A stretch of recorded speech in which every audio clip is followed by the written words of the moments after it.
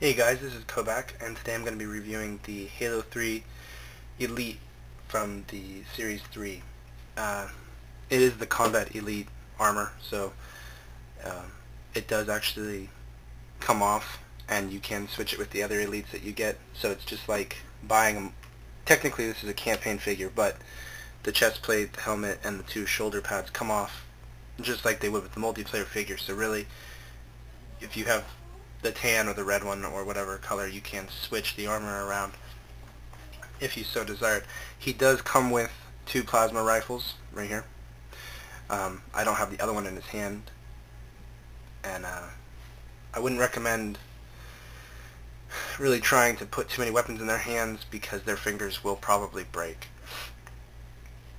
What I've been doing is I've been using a blow dryer to heat up their hand and then opening the fingers because it makes the plastic more, I guess you'd say, bendable temporarily while it's warm or hot, so you can get things in and out of their hands easier without so much fear of breaking things.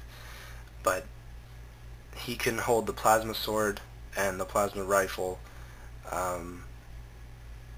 and I've been able to get them to hold, well, the other Elite, a battle rifle, so they can hold a couple different weapons, but not a whole lot because they have this part right here, where they have their two thumbs, so it's very difficult to get much in there. As far as Poseability goes, this figure is actually pretty good. I like it. Now you gotta be careful because the shoulder pads will come off if you move the arms in too far, but I mean that's pretty good reach right there, and then he can reach kind of in front of himself.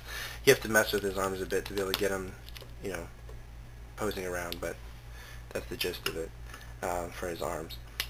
His head, I'm very glad they put articulation in the head. That really adds a plus in my opinion. I mean, he can go down that far, and then he can look pretty high up. It's a pretty big difference, and it's got a pretty good range of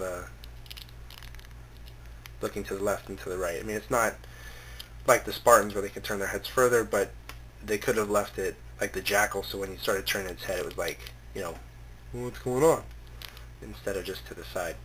His legs, there is like no articulation here in the chest. I mean, that's it pretty much. You can't twist them, so it's a good thing they put some in the head and the neck, really, so that you can actually turn it. The legs can have a pretty good range. Now, when you do the legs, you're going to have to also reposition the knee, but it's not a big deal. It makes it kind of cool. The knee can go that far back and then that far forward,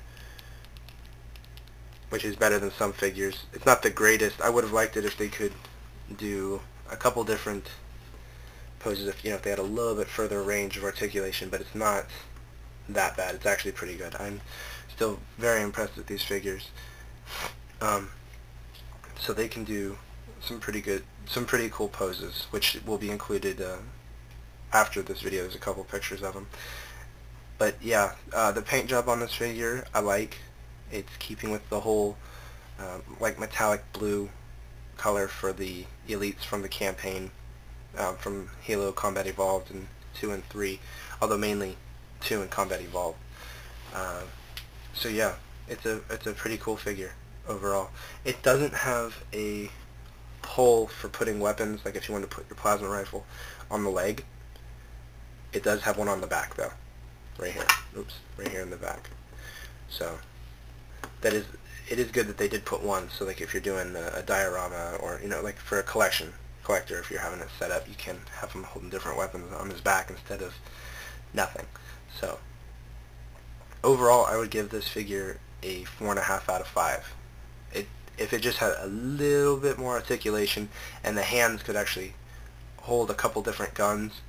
They made the improvement with Series 4 Elites, but with Series 3 they had their hands and they couldn't open the fingers.